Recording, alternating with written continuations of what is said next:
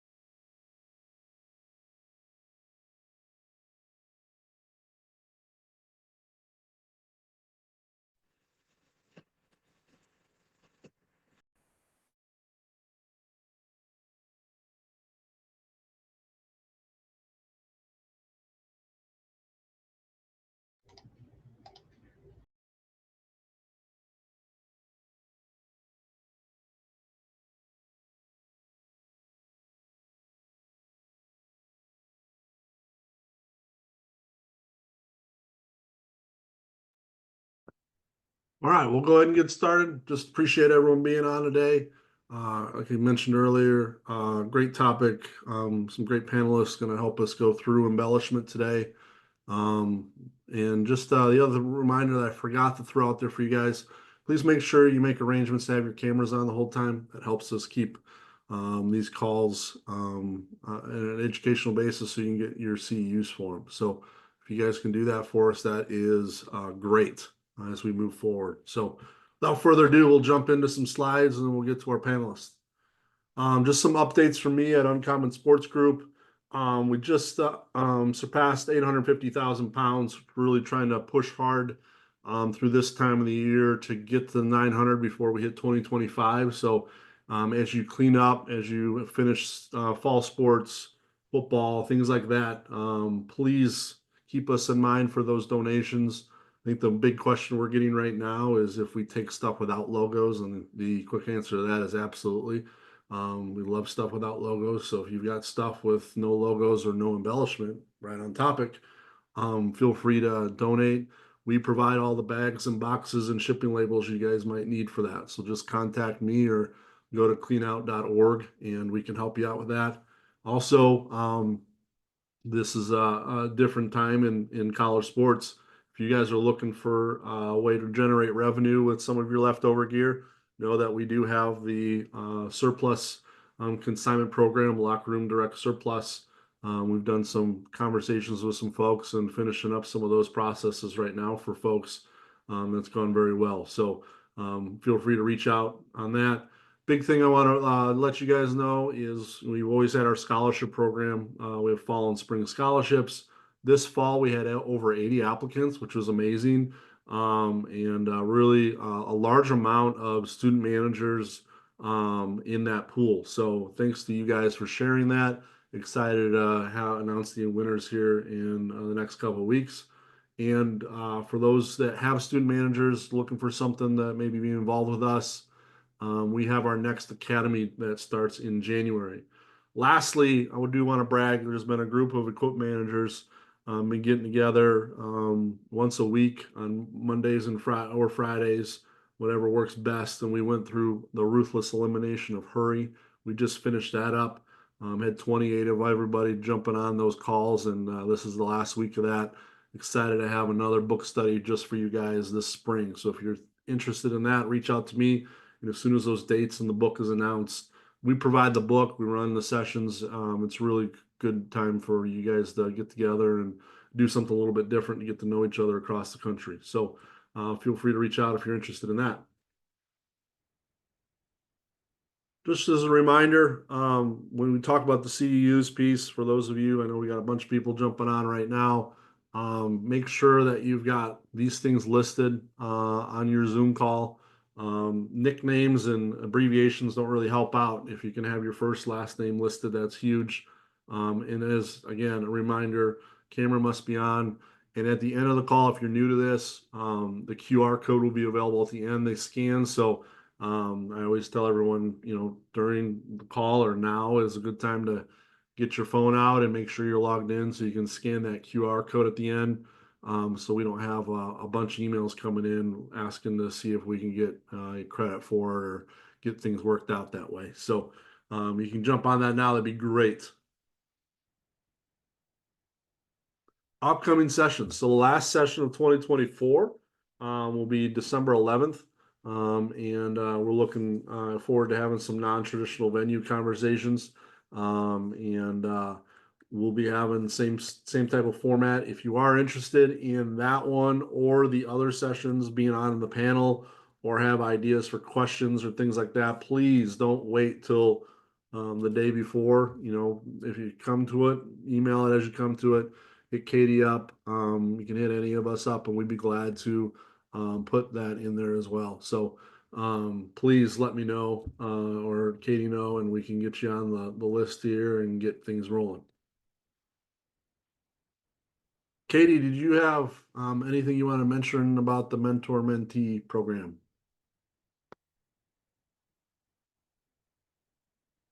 Perfect. All right. I'll take that as a no. So without further ado, we have a great panel today. God, I don't. Randy, are you on the call? I just want to check in with Isabella to see Randy. So for today's panel, we have Matt Altoff joining us from University of Virginia. Thanks, Matt, and Dominic Elsner from Wichita State. And hopefully Randy jumps in here, and we'll have him on the panel as well. Otherwise, it's just going to go back and forth between Matt and Dom. So we'll get plenty of good answers from you guys. But really, the topic today is, as we mentioned, is embellishment. And just to kind of get started, as we typically do, would love to just do some basic introductions for those who maybe haven't been on a call or haven't met you guys on the previous calls or at conventions. Do a quick introduction, where you are, where you've been, and really kind of talk about, what changes. I thought this would be a good topic because there's been plenty of changes. What changes in the embellishment process have you guys seen in your guys' career? So Matt, we'll start with you and then we'll go to Dom. Great, thank you, Josh. Appreciate it. Yeah, my name is Matt Altoff. I'm the Director of Equipment Room Operations here at the University of Virginia. Um, I have been here since full-time since 1998, so pretty easy for me. And I would say, I mean, I think it's a great topic. I would say the embellishment process, even in the last couple of years, has really just exploded with the in terms of the number of high-end finishes that you can get. I mean, it used to be just basically screen print or embroidery. But I would say over the last few years, it's really exploded in terms of the matte finishes, the puffy, the three-dimensional finishes, and the chrome, and really just the fancy finishes, and in allowing us to do more in our equipment room ourselves, where previously we'd have to send almost everything out to be embellished. Thanks, Matt. And Dom? Hi, my name is Dan Miller. I'm the Director of Equipment and Branding here at Wichita State. I was at UTSA and Stanford before this. I've only been here since March, so a little different than Matt. The changes I've really seen in the embellishment process is every sport, at least that I've worked with at Stanford as well as here at Wichita State, they want their own sort of sport specific logo. So, like with our generic Woo Shock, they want one with a basketball, they want one with a baseball bat, so on and so forth. Whereas early on in my career, and I've only been doing this for about 6 years now, I didn't really see too much of that. Awesome. Thanks, Dom. We'll come back to you with this next one here. Can you guys explain the difference in processes you guys have for in-house and external embellishment? Go ahead, Dom. So I personally try to avoid as much in-house as I possibly can. That's not really a crazy that's a little crazy now, just given the transfer portal and so on and so forth. So the majority of our in-house processes are used with our sort of heat press or our hat press, and those are typically one-offs. Like we had a 2x, an extra 2x kid come in, and we didn't order enough 2x, so we got fills for him. He joined our basketball team literally the last week of August, super late. So we went out to stalls for our t-shirts and for our cutoffs and everything we could that he needed essentially right away. We heat pressed everything on, but the majority of it really comes from our AD coming down, our donors coming down, and being, we want so and so quarter zip, we want this, we want that. And luckily, we have a good stock of sort of blank Under Armour gear. And so what we do is we sort of give them their choice of what heat press we have in our stock, which is could be a Woo Shot, could be a Flying W, could be a stacked like Wichita State basketball. It's essentially whatever they really want. Our external embellishment is a bit easier. So when we place our booking orders, we don't get the option to get stuff pre-decorated through Under Armour. So we get everything blank. So I break my booking orders into essentially stuff I need logoed and stuff I don't. And so we drop ship it to either RTG or IAS, and we reach out to them probably around as early as April and May. We meet with our coaches and we figure out what we want on each piece of gear, and then we send them that list and send them what they're going to expect, and then they can turn around and get it to us as quick as possible. Especially this past year with UA shipping a bunch of stuff as early as late May, getting those to those national vendors early allowed them to sort of turn around and get everything to us as early as I think the second week of July. And so we got everything turned around as quick as possible. Awesome. Thanks, Dom. Matt, could you chime in with your experience? Sure. Yeah, we're pretty similar as well. I mean, we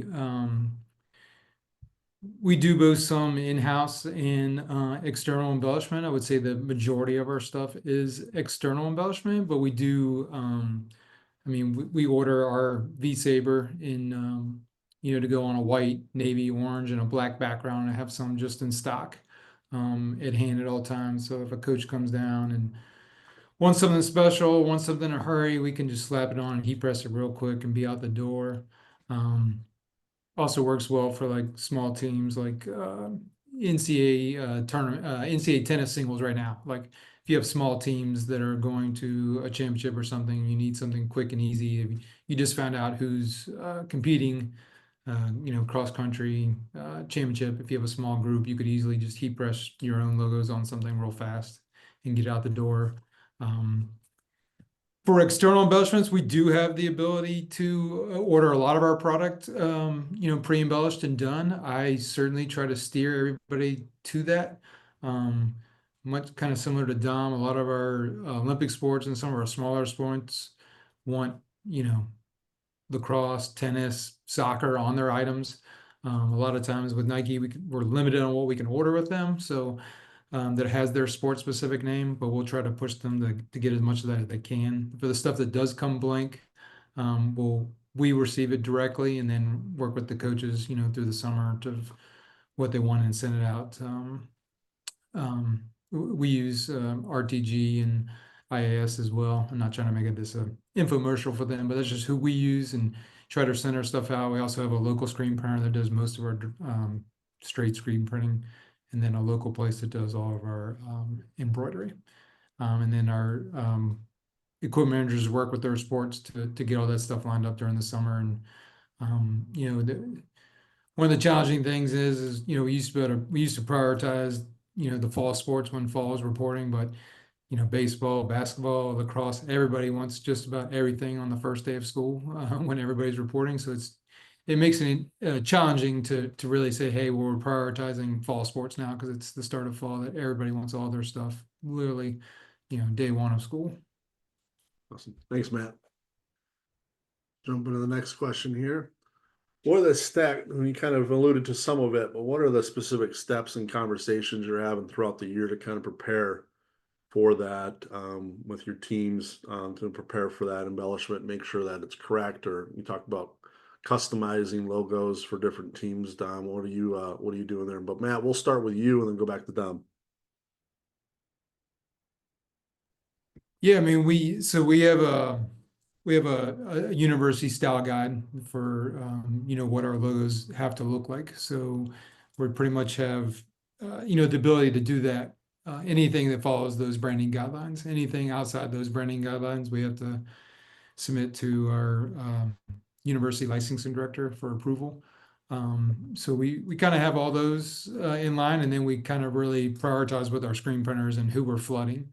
I know I kind of talked earlier that you can't say that the fall sports take priority because your winter and spring don't want to hear that, but we try to stagger that to some point to get those in house. But everybody wants everything right away, so we really just try to work with the vendors that we're using and kind of just let them know, like, hey, we have a huge chunk of football coming, and then a week later we'll have basketball and then field hockey and so forth, and really just kind of stagger that to some level, but letting them know that we pretty much want everything back. For us, it's right at the end of August when school starts. So that's kind of our processes. I'm not sure if there's anything more in depth on that you were looking for. The one question I think I'm sure everyone has is how are you communicating those timelines to your coaching staff? Because I'm sure the constant knocking on the door, the emails of "is my stuff here yet?" Constantly comes in. How are you guys communicating that? How are you keeping them updated? Or you just tell them sit there and wait until you get your stuff? Yeah, I mean, I think that can almost be a nightmare in and of itself too. I will say for like our football and basketballs that are here during the summer and here every day, it's a little easier because you can talk with them. But at least in our part for our Olympic sports, you don't see a lot of those coaches except during their camp window of 2 weeks of camp, and then they disappear and go recruiting, or they go on vacation, and then they all kind of come back at one moment, like you said, where's my stuff? Everything ready to go? And you're like, no, you didn't tell me what logos you wanted yet. Like, so it's really just a constant battle of trying to keep up to date with those coaches and the director of ops or whoever you're working with, but really just trying to get up front with them and just constantly emailing them, texting them, saying, hey, a couple of days before camp, do you have time to come down the equipment room and look at everything that's here? Go through logos, go through deadlines of when you want it.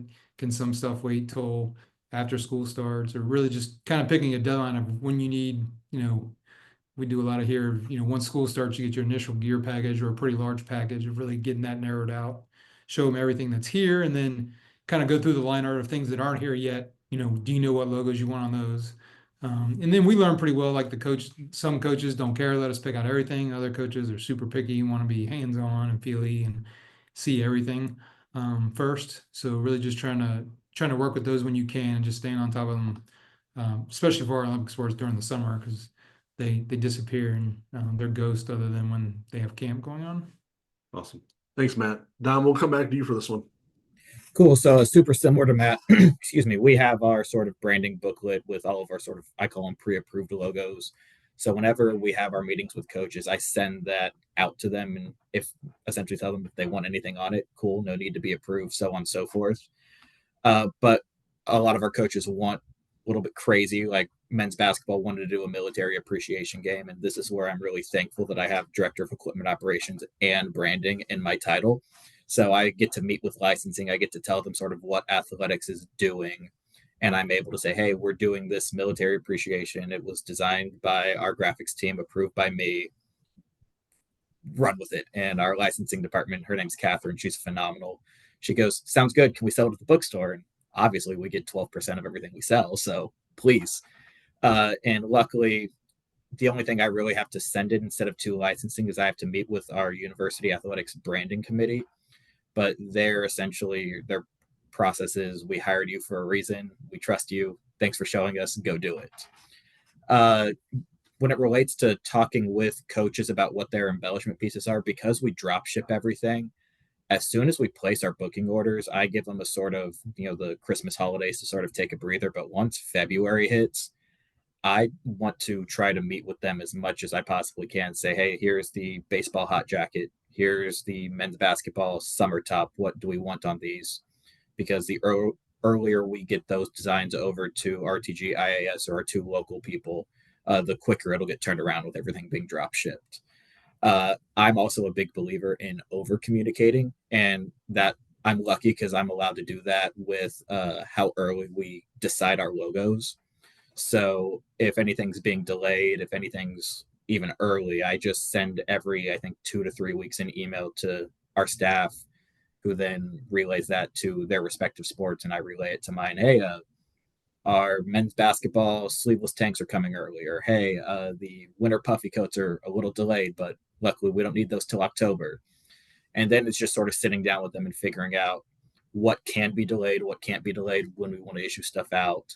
Because like Matt said, everyone wants their stuff on the first day of school, but it's easy to sell, the travel suit not being issued out until, your first travel game versus 3 t-shirts running late. Awesome. Thanks, Dom. Come back to you, Dom, on this one. What are the different types of embellishments that you might use at your school? And I think Matt kind of alluded to this a little bit in the intro, but what has changed? What is new? What are you guys seeing as far as things that are available to you guys now? So luckily for me, we really just still focus on just straight normal embroidery, normal screen printing.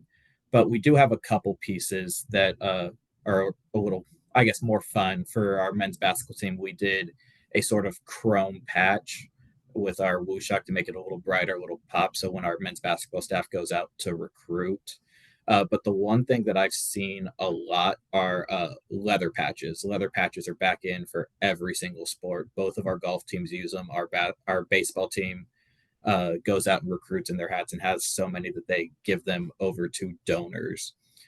So those are the main ones we use. I'm super lucky that they don't want to do too many cool things. We've done rubber patches on winter coats and rain jackets just so generic embroidery or screen print doesn't get a little wet and nasty. But those are really all we typically use. Awesome. Thanks, Tom. Matt? Yeah, I mean, I think we use them all. We use screen print, embroidery, and then heat transfer. And I guess as alluded, like the heat transfer market for me in the last couple years has really exploded in terms of the number of different finishes, materials. I mean, they have like this silicone heat press stuff that you can put on now. That's pretty cool. It's got a little texture and feel to it. Some of the chrome and the 3-dimensional packages are really just a nice finish. I mean, I think in the past, if you had a polo, you would always typically just traditionally embroider a polo. But I think with some of these high-end heat transfer logos that I'll call, you can put that on there that it really makes the item and the piece pop versus a traditional just embroidery, which may not stand out as well. I mean, they also have like the 3-dimensional embroidery as well, but some of those heat transfer finishes to me are really impressive, and we started using those slowly, but started using those on some really nice, like some tech fleece and some really nice things of really just putting a nice finishing item on that versus just a traditional embroidery. Thanks, Matt. We'll come back to you with the next one here. How are you designating certain people on staff to help with the embellishment process? I know we talked about working with staff earlier, but is there certain people, or I know talked about branding people as well, and what kind of training are you guys providing? I know it even boils down to if you have student workers or student managers working with you and teaching them how to do that type of stuff. What kind of training or trust do you have in those folks to get into those situations and not mess too much up through that process? Again, Matt, we'll start with you and then we'll go back to Dom.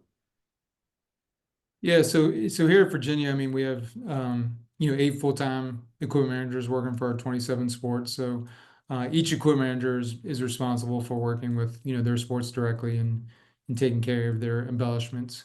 We have our style guide that we show, and then we've had exceptions. Like I think I mentioned before, we've if something doesn't follow the branding guidelines, we can email and work with our licensing director to get it approved. A lot of times they will approve exceptions and we keep those, on hand, just mentioning, hey, we do it again every year. So like, hey, we had an exemption last year to use, this logo with the sport lockup name.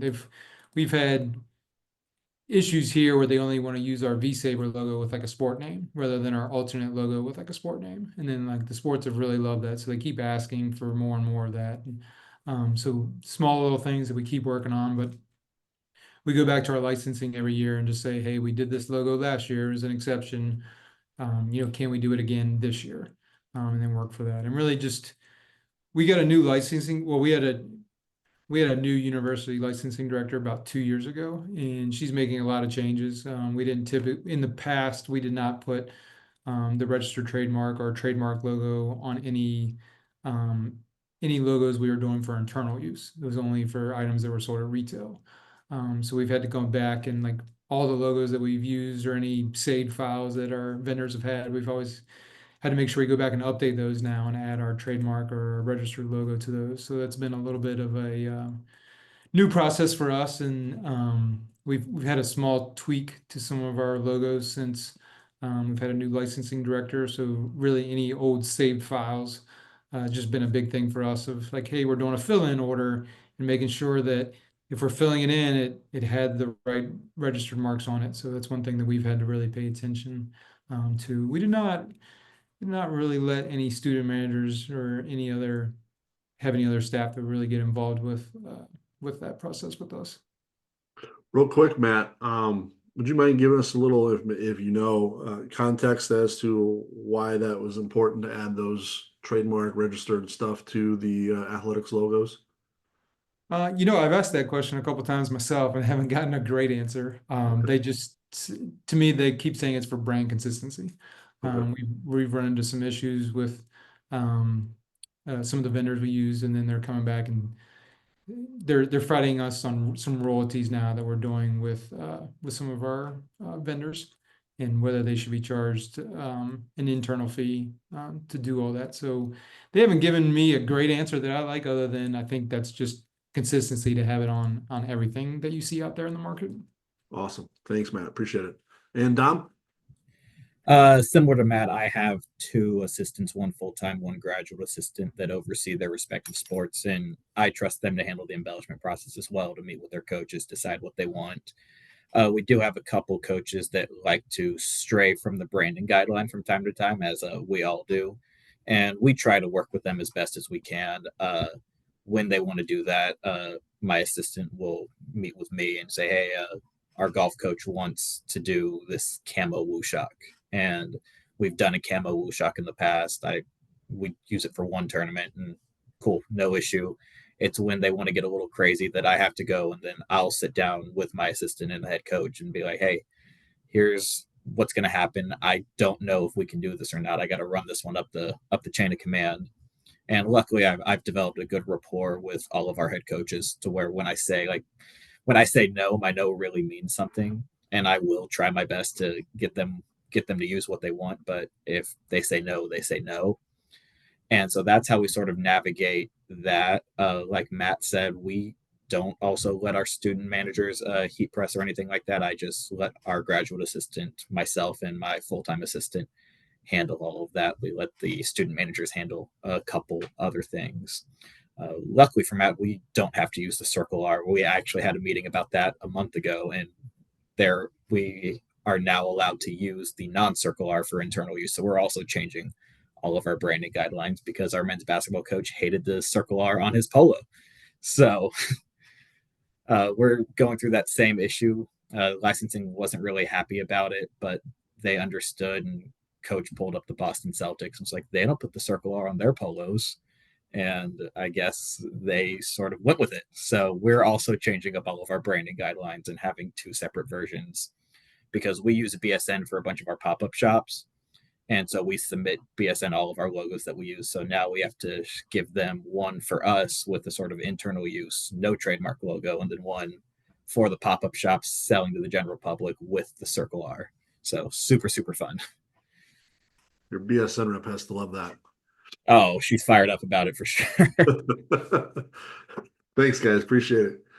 Well, let's jump into the next question. Dom, what type of equipment must-haves for you guys, and what are some pieces that are maybe not must-haves, but something you've picked up in the trade over the years that you've got on hand that helps out with the embellishment process? So in-house, we have your standard big heat press, your standard hat press, and our sewing machine. My goal is to never use the sewing machine in the calendar year if I can, but obviously we all know that doesn't happen. Some pieces that aren't must-haves but really help make life easier for me isn't actually one of those. It's for all of our jerseys that use tackle tools, so men's basketball, women's basketball, baseball, softball. I order a ton of blank letters and blank numbers or blank jerseys with player number kits.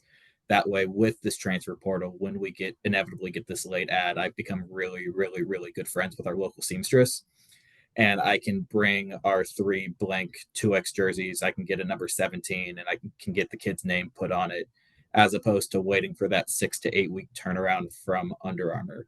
That way, he has media day, he can have a jersey in 2-3 days versus waiting and waiting and waiting because of the late ad.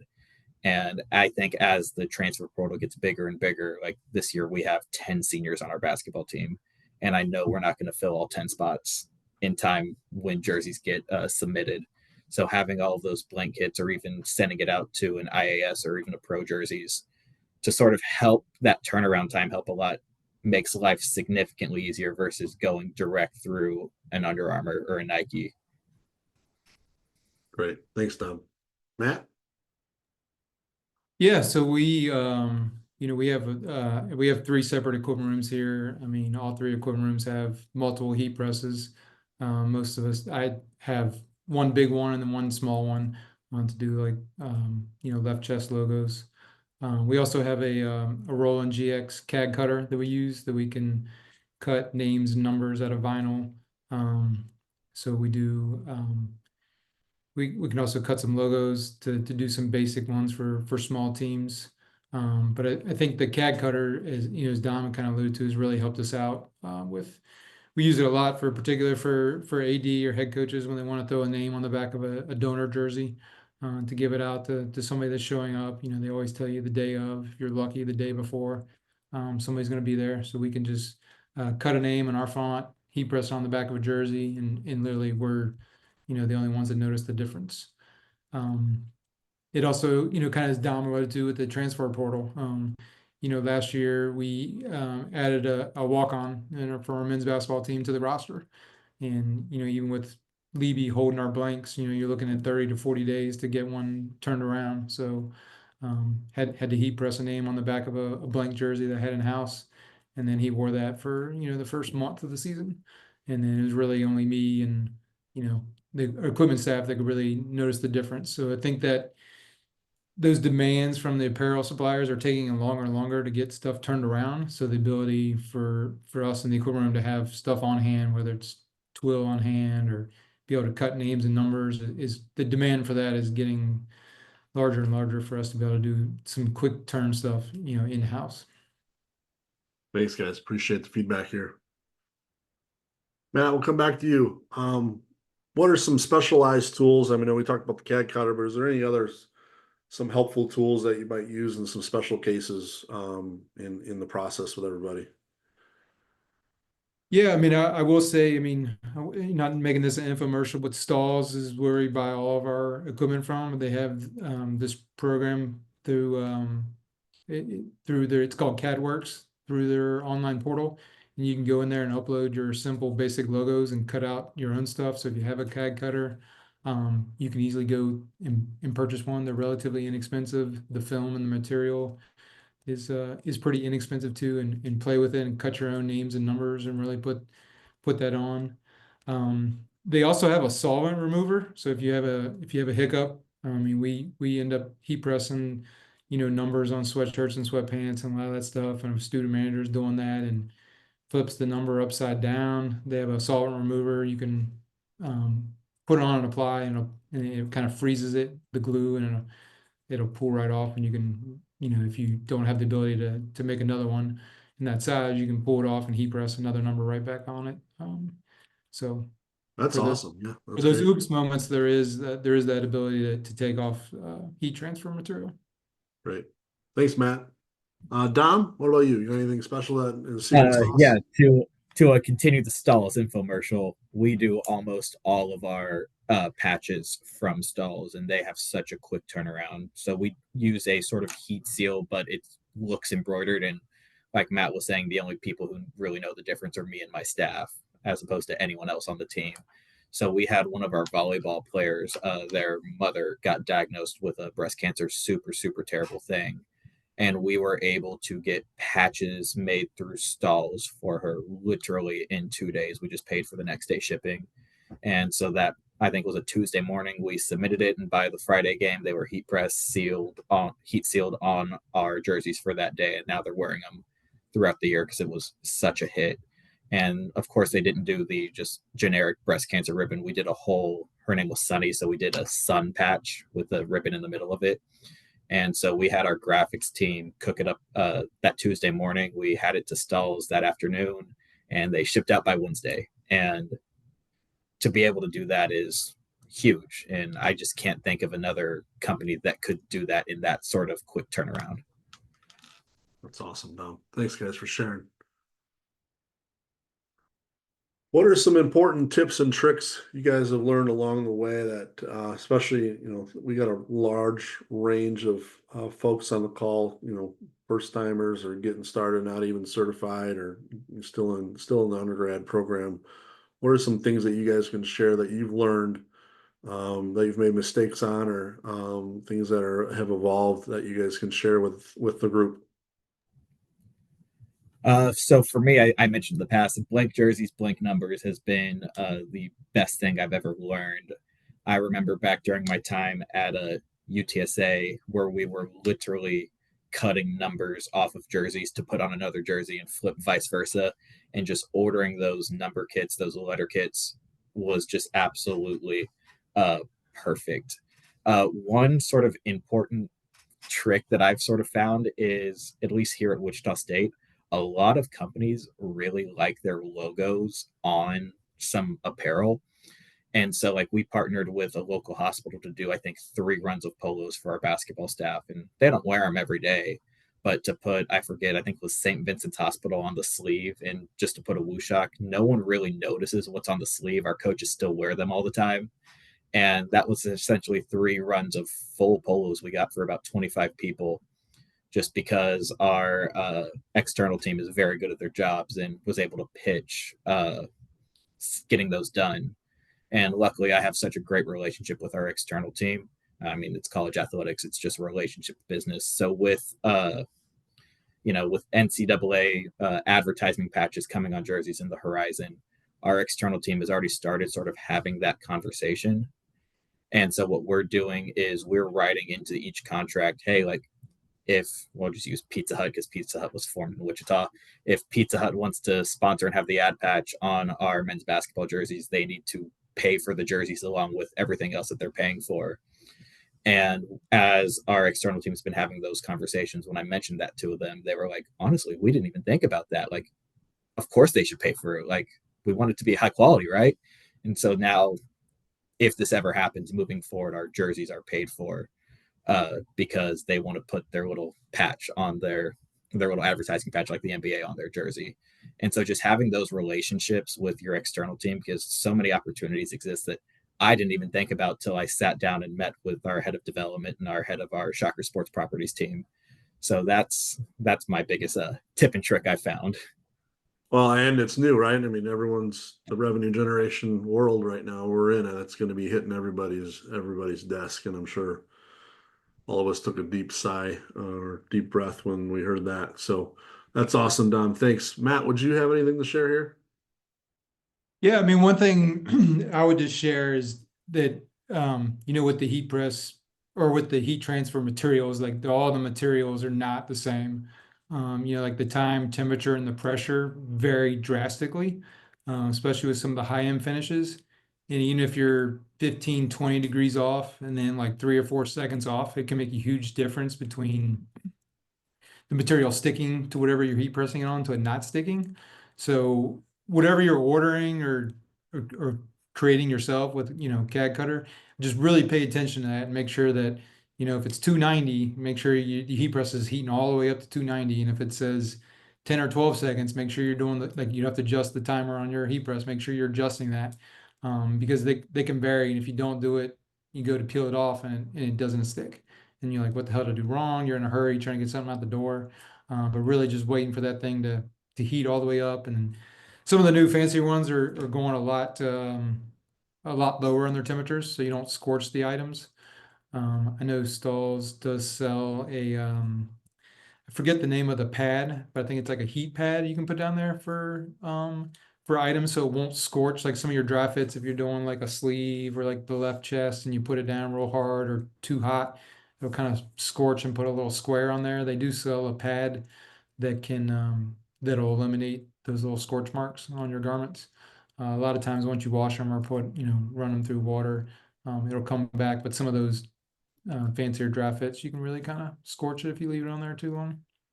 I think the tip too is I think a lot of people forget it, the importance of pressure in that process. Everyone's always temperature and time, but the pressure I thought it was good to add into that because that's a lot of times people forget about that. The other one too that I've seen with heat press is those of you guys that have a little bit colder rooms. That preheat process for some of your items is important. If you've got colder items, it takes a little bit of time to warm them up to get things to stick. So appreciate it, Matt. Yeah, I would also say too, like make sure you like when you're talking about adjusting the pressure, like if you're doing like the tags of a t-shirt or a sweatshirt, there's not a lot of pressure, but then you go to do like a pair of elite socks, which are really thick, you'll need to, adjust the pressure up and down when you switch back and forth between items. So definitely look at the gauge. If you're using a Stalls, it's got the little pressure or the little pressure gauge on the side. It'll tell you a number. Usually you want like medium pressure, so like 4 to 5 range. Appreciate it, Matt. Thanks, guys, for your time and being part of the call. And just wanted to open up if we have any presidential update to share. I wanted to open that up. I'm not sure if we do or not today. Okay, no. So we'll go Yeah, ahead and I'd I'll be open. happy to. Oh, I apologize. sorry. Sorry, I was unmuting. Hi, everybody. We've got a nice Thanksgiving break coming ahead of us. Basketballs are in full groove. Football's winding down for some. Well, actually, for most. So hopefully everybody's got a chance over the next month and a half to start winding down a little bit and recharging those batteries. It's so important. Some self-care. I've been doing this my 35th season here at Northwestern. And I've discovered that I definitely need to keep that self-care up and running for me and myself and everybody that I work with. I pay particularly close attention to those kind of things. So hopefully everyone can do that. Vendor registration for the National Convention has opened. If you work with vendors, make sure they're attending, If you don't ask, they don't know, right? So if you absolutely are working with a vendor that you love, make sure that you're sending them to our website. The costs of our convention depend on the amount of vendors that come. So whatever everybody on this call can do to kind of get that rolling, I would really appreciate it. And so would Matt. He's in charge of the money. I just spend it.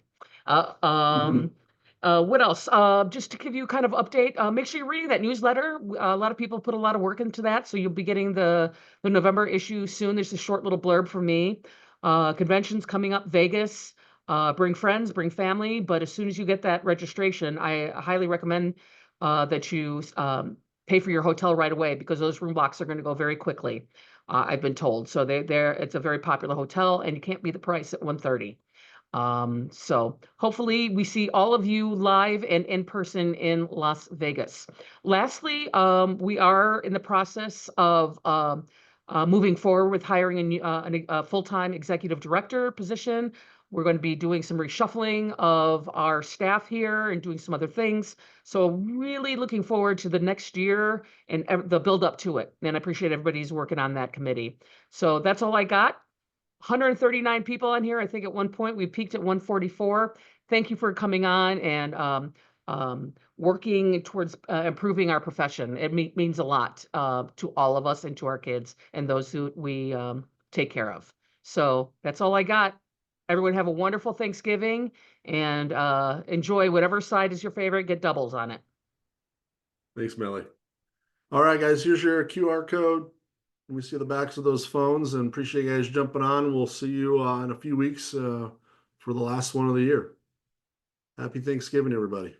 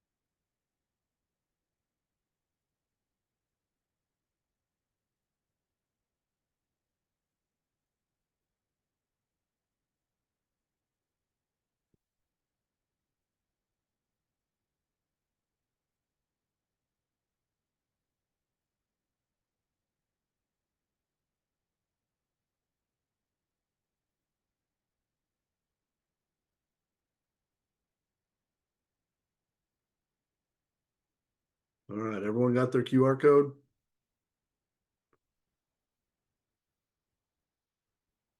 Hey, I got a question. Hey, Randy, what's up? Is there a way to put the link in the chat? Because I watch these Zooms on my phone and I can't take a picture on my phone of my phone. The link for the QR code? Yeah, for the QR code. That's just a link to a website. Is there a way to put it in the chat at the end? Yeah, I'll check and see if that's possible in the future. Okay. Yeah, we'll figure that one out. I appreciate that. I didn't know that, so that's good feedback. Thank you. Yeah, I can't be the only one. I've asked before, but I'm pretty sure I can't be the only one. Okay, I'll look at it and let you know. All right, appreciate it. Thanks, Randy. Josh, I'm not the only one, or he's not the only one. I do it every week and or every time. I just take a picture of the screenshot, email it to myself, and go from there. But it would be nice if it was available to be done that way. Okay. I know there's some gatekeeping of the QR code I know. but I'll see what I can do. Thanks.